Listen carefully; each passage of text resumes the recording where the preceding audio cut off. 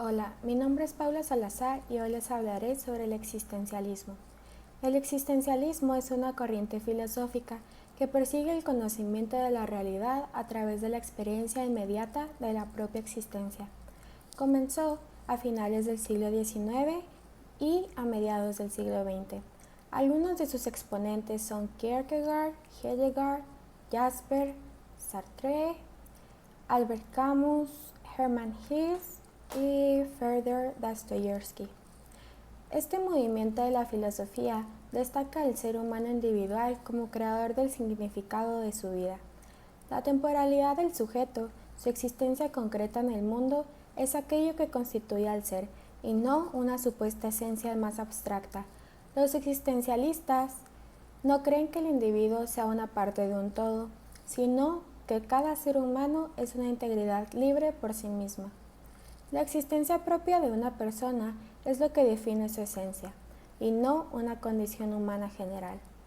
En otras palabras, el ser humano existe desde que es capaz de generar cualquier tipo de pensamiento. El pensamiento hace que la persona sea libre. Sin libertad, no hay existencia. Esta misma libertad convierte al individuo en un ser responsable de sus actos. Hay, por lo tanto, una ética de la responsabilidad individual. La persona debe hacerse cargo de los actos que realiza en el ejercicio de su libertad. Sartre opina que su existencia precede a su esencia. Lo que quiere decir es que la existencia del hombre es más fuerte que su ideología y creencias. Para Arthur Schopenhauer, la vida no era real, existía únicamente en la representación del hombre, y ésta depende de la voluntad. La voluntad, a su vez, está desprovista de la razón, porque el hombre siempre trata de satisfacer sus deseos y esto crea un descontento en él. La vida se presenta como una continua mentira, decía Arthur. Kierkegaard denomina su pensamiento existencial.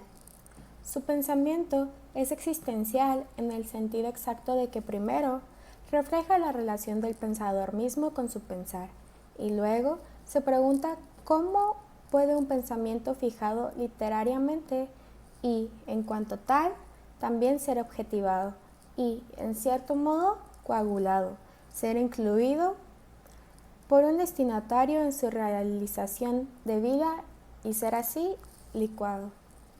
El pensamiento kierkegaardiano hace, por interés en su efecto en los receptores, de la forma de su comunicación misma su tema dominante. La forma de comunicación más adecuada para un pensar existencial es la comunicación indirecta. Esta comunicación se llama indirecta porque borra en cierto modo inmediatamente lo comunicado, para que el oyente no permanezca atado al orador y sea remitido a sí mismo. Un pensar del tipo kierkegaardiano se sustrae, por decirlo así, para resurgir de nuevo en la praxis existencial de aquellos a los cuales se dirige. La importancia de Kierkegaard radica, entre otras cosas, en que le da un nuevo giro a la pregunta por el sujeto, que es la pregunta rectora en la filosofía moderna. Kierkegaard no hace del sujeto un mero objeto, sino que reflexiona sobre él como el sujeto que se hace objeto.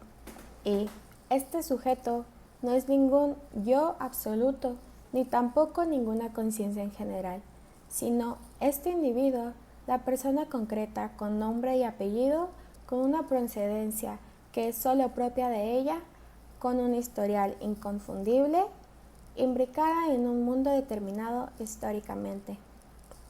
Con esto último está relacionado el hecho de que Kierkegaard le da mucha importancia a la interioridad.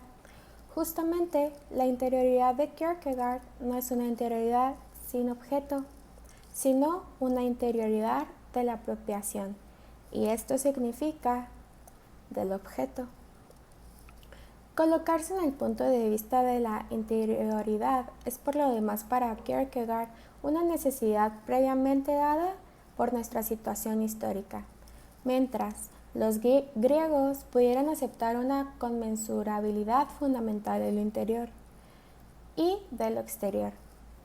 Nosotros, para los cuales el mundo se ha vuelto algo ajeno, somos arrojados necesariamente a nuestra interioridad.